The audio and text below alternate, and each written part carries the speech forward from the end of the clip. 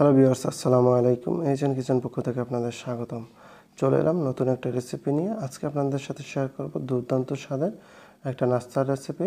চলুন কথা না বাড়িয়ে চলে যায় মূল রেসিপিতে। ভিউয়ার্স, এই জন্য এখানে আমি 2 কাপ পরিমাণ ময়দা নিয়ে নিয়েছি, দেখতেই পাচ্ছেন।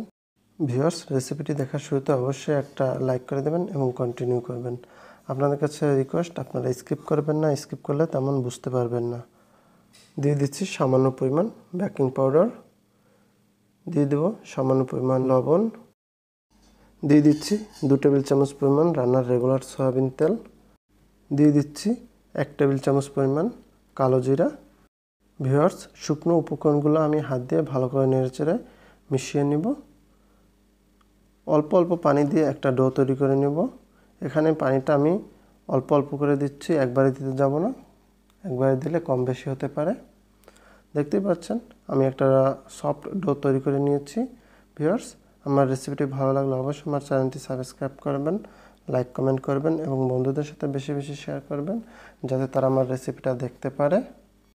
ডোটা আমি বোর্ডের উপর রেখে একটা রুটির শেপ দিয়ে নিচ্ছি।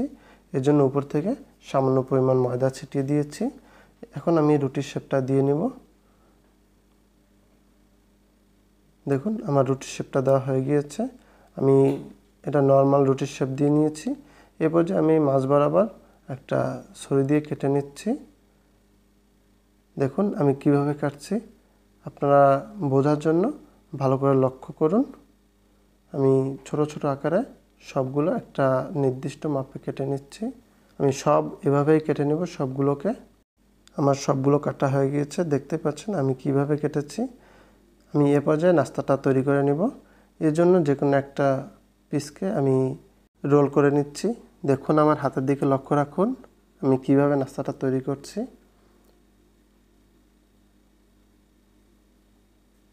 আমি প্রথম থেকে এটাকে খুব ছোট করে মুড়িয়ে সামনের দিকে নিয়ে নিচ্ছি। আমি অল্প একটু পানি দিয়ে লাস্ট কর্নারটা একটু ভালো করে মিশিয়ে দিচ্ছি, যাতে রোলটা খুলে না যায়। আপনাদের সুবিধার্থে আমি আরেক পিস তৈরি করে দেখাচ্ছি। লাস্ট কর্নার থেকে রোল করা শুরু করে একদম শেষ পর্যন্ত নিয়ে নিয়েছি। দেখুন এ পর্যায়ে কর্নারে হালকা করে চাপ দিয়ে ভালো করে মিশিয়ে দিচ্ছি। দেখুন কত সুন্দর দেখাচ্ছে আমার নাস্তাটা। আমি এইভাবে সবগুলো তৈরি করে নেব। ভিউয়ার্স, সব নাস্তাগুলো আমার রেডি হয়ে গিয়েছে, দেখতে পাচ্ছেন। এগুলো আমি ভাজতে চলে যাব। এগুলো ভাজার জন্য একটা প্যানে পরিমাণ মতো তেল দিয়ে গরম করতে দিয়ে দিয়েছি। চলুন চলে যাই চুলার কাছে এগুলো ভাজতে।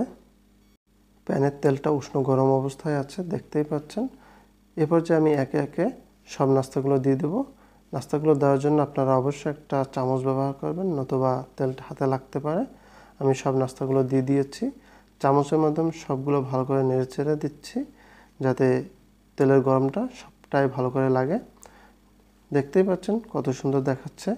ভিউয়ার্স, আমার সবগুলো একটা বাদামি রং চলে এসেছে। দেখুন আমি পুরোপুরি বাদামি করিনি। দেখুন আমার সবগুলো ভাজা হয়ে গেছে, আমি তুলে নিচ্ছি এবং আপনাদের সার্ভ করে দেখাচ্ছি। রেডি হয়ে গেল দুর্দান্ত স্বাদের একটা নাস্তার রেসিপি। ভিউয়ার্স, দেখুন কত সুন্দর দেখাচ্ছে, কালারটাও মাশাআল্লাহ খুব সুন্দর হয়েছে। ভিউয়ার্স, এরকম নাস্তার রেসিপি আমার চ্যানেলে আরও আছে, আপনারা চাইলে পুরো চ্যানেলটি ঘুরে আসতে পারেন, ইনশাল্লাহ আপনাদের পছন্দ হবে। ভিউয়ার্স, দেখতেই পাচ্ছেন কত সুন্দর একটা নাস্তা তৈরি করেছি।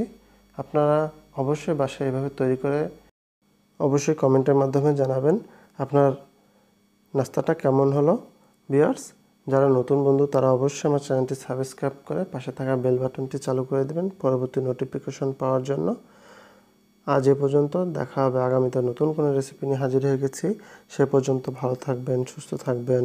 আসসালামু আলাইকুম রহমতুল্লাহি ওয়া বারাকাতুহু।